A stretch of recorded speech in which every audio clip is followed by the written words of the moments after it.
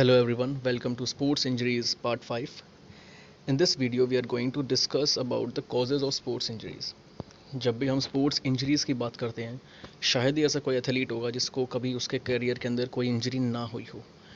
और जब हम इंजरीज़ की बात करते हैं, there are two types of injuries. First one is internal injury and second is your external injury. Internal injury is also called as personal injuries or personal causes.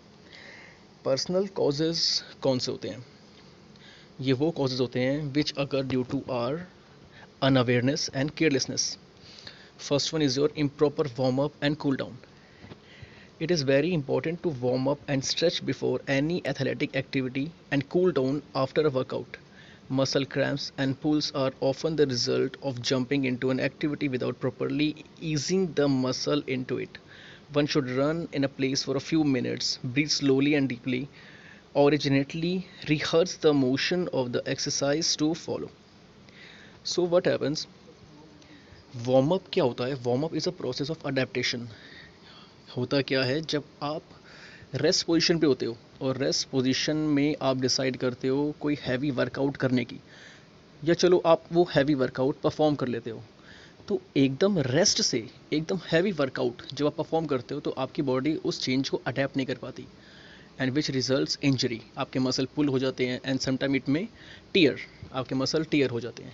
That is called improper warm up, due to improper warm up.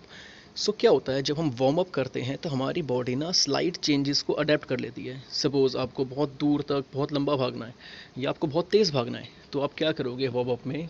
For few minutes you have to run slow.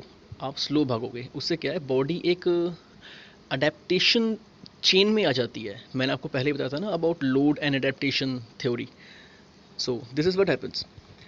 और next होता है cool down. Cool down क्या होता है? जैसे ही आपकी body के अंदर हैवी चेंजेस आ जाते हैं ड्यू टू एनी वर्कआउट और एनी फिजिकल एक्टिविटी, उस चेंजेस के बाद क्या होता है, बहुत सारी एंजाइम्स हार्मोन्स आपकी बॉडी के अंदर आते हैं. एग्जांपल लेते हैं लैक्टिक एसिड का. आपने बहुत देर तक वर्कआउट किया, एनाएरोबिक रेस्पिरेशन हुई और लैक्टिक एसिड आपके मसल्स में बन गया. फिर आपको क्या करना चाहिए उस टाइम पर? अगर आप कोई कूल डाउन वर्कआउट नहीं करोगे, cool down means slow stretching, light stretching या लाइट फिजिकल मूवमेंट या एनी रिक्रिएशनल एक्टिविटी जो आपको फॉर फन जो आप करते हो, अगर आप ये एक्टिविटीज़ नहीं करोगे तो क्या होगा, लैक्टिक एसिड आपकी बॉडी में स्टोर रह जाएगा, जिसकी वजह से आपकी बॉडी के अंदर मसल स्पैज़्म बनना शुरू हो जाएगा, मसल टोन होने स्टार्ट हो जाएंगे, क्रैम्प्स आने स्टार्ट हो जाएंगे. This is what that is why we need a good cool down. Second is your improper clothing and footwear. Well, we all are aware of this point. जाहिर सी बात है, आप जीन्स पहनकर फ्लेक्सिबिलिटी वर्कआउट नहीं कर सकते, आप हाई हील्स पहनकर रनिंग नहीं कर सकते. For each and every sports there is a particular decided clothing and footwear that we have to follow. Third is your fitness level. Fitness level is वर्ट.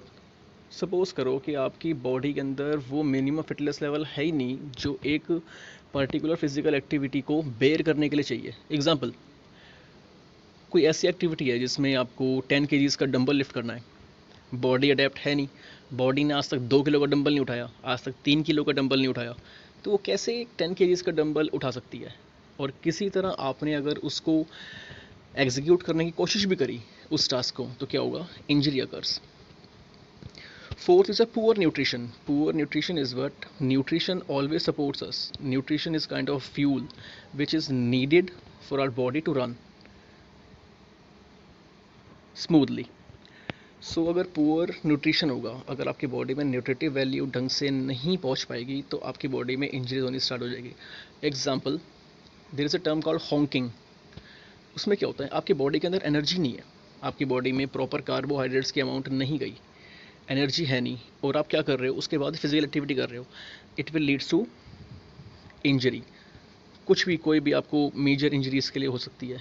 Example, आपकी body के अंदर vitamin D की कमी हो गई, कैल्शियम की कमी हो गई, फॉस्फोरस की कमी हो गई, तो आपकी बॉडी के अंदर फ्रैक्चर्स होंगे ही होंगे. So this is what happens when you do not take any good nutritional diet. Then comes your fifth point, is age. Age बहुत ही बड़ा फैक्टर है. मैंने आपको पहले भी बताया था कि एजिंग एक प्रोसेस है जिसके अंदर आपका मेटाबॉलिक रेट डिक्रीज हो जाता है. अब जाहिर सी बात है, एक 70 के 70 प्लस या 60 प्लस कोई एक पर्सन है, एक हम उसको सीनियर सिटीज़न कहते हैं, अगर हम उसको एक गेम खिलाएंगे दैट्स कॉल्ड रग्बी, जैसे गेम खिलाएंगे तो सिंपल सी बात है, जैसे कोलिजन होगा, जैसे दो प्लेयर्स के बीच में कोई भी कांटेक्ट होगा तो भाई इंजरी तो होगी ही होगी in that case. Then comes your weight and size. Weight can cause a sporting injury because if an individual is overweight, they have additional stress on their muscles. ज़्यादा वेट ज़्यादा load, इसको ध्यान रखना, ज़्यादा wait ज़्यादा load. आप 100 kilo के हो तो आपके बोन्स पर मसल्स पे ज़्यादा लोड पड़ेगा, ज़्यादा लोड ज़्यादा टाइम तक पड़ेगा, या ज़्यादा लोड के साथ आपने कोई ऐसी एक्सरसाइज कर ली जो आपके जॉइंट्स को सपोर्ट नहीं कर पाई, that causes injury. Then your poor posture. Posture is what? Good posture is what? कि जब आप खड़े होते हो या कोई भी फिजिकल एक्टिविटी करते हो उस टाइम पर आपके सारे जॉइंट्स पर, सारे बोन्स पर एक इक्वल बैलेंस्ड वेट लगे, है ना। सपोज आप खड़े हो तो एक ग्रेविटेशनल पुल लग रहा है हमारी पूरी बॉडी पर, अगर आपका पोस्चर सही नहीं है खड़े होने का तो ढंग से वो फोर्स डिस्ट्रीब्यूट नहीं हो पाएगी सारे जॉइंट्स तक, which causes injury. Then number 8 is your new और इंक्रीज एक्टिविटी। मैंने डिस्कस किया था आपको स्टार्टिंग में ही वार्म अप और कूल डाउन के बारे में।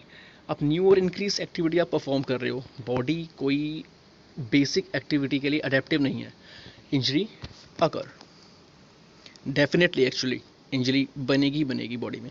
देन कम्स और इन्वायरमेंटल फैक्टर्स और एक्सटर्नल फैक्टर्स। ये वो फैक्टर्स हैं जिसमें हमारी गलती नहीं है, एक्सटर्नल पर्सनस की मिस्टेक हो सकती है। और एक्सटर्नल फैक्टर में ज़रूरी नहीं है कि कोई पर्सन ही हो, कोई इंडिविजुअल ही हो जिसकी गलती से हमें इंजरी हो रही है। ऐसा भी हो सकता है कि इन्वायरमेंटल फैक्टर्स हो जो फेवरेबल ना हो हमारी किसी भी फिजिकल एक्टिविटी के लिए। So first one is environmental factor. Environmental factors can cause sports injury as an individual could only ever train in the sun and on a hard pitch. Suppose करो आप एक ऐसे क्लाइमेट में रहते हो जहाँ पर सनी डे निकलता है, गर्मी होती है, रेत है वहाँ पर, सब कुछ सपोज फेवरेबल है। आप किसी ऐसे एरिया में ट्रेनिंग करते हो जहाँ पर ये सब चीज़ें होती हैं, और वहीं उसके साथ आपका जो इवेंट है वो किसी ऐसी जगह पर हो जाए जहाँ पर बिल्कुल ही अपोजिट इन्वायरमेंट हो। आपको हैबिट है सन में ट्रेनिंग करने की और वहाँ पर आइस हो, वहाँ पर बर्फ़ हो, वहाँ पर ठंडी हवा चल रही हो, it causes injury, body adapt नहीं कर पाएगी। Then comes your improper ground और पुअर मेंटेनेंस फैसिलिटी। आपको रनिंग करनी है लेकिन ground is not well maintained, ground में हिंड्रेंसेस हैं, पत्थर हैं, छोटे छोटे होल्स हैं, गड्ढे हैं, तो क्या होगा, इट कॉजेज इंजरीज, कुछ भी हो सकता है, maybe sprain, strain, anything. Then your inadequate first aid care.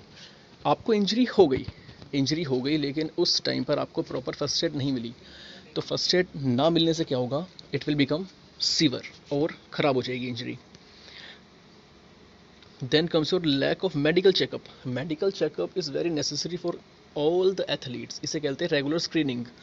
आपकी बॉडी के अंदर क्या क्या चेंजेस हो रहे हैं, क्या क्या हो रहा है, इसका आपको पता होना चाहिए इसके बारे में। इसलिए हर एक एथलीट रेगुलर चेकअप अपनी बॉडी का करवाता है, सो दैट ही नोज़। कई बार क्या होता है कि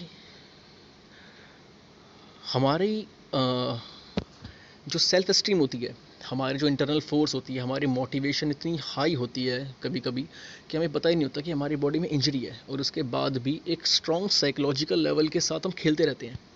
उससे क्या होता है, अगर कोई माइनर इंजरी होती है तो वो बढ़ सकती है। So this is the reason why we need a regular medical checkup. Number 13 is your extreme cold और heat.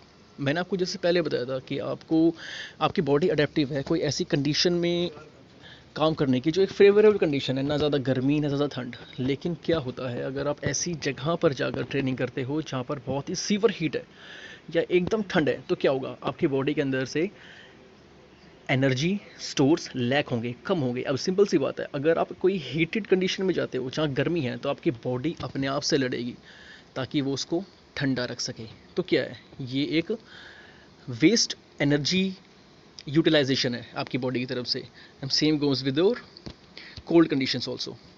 So this is it for today. Thank you for watching.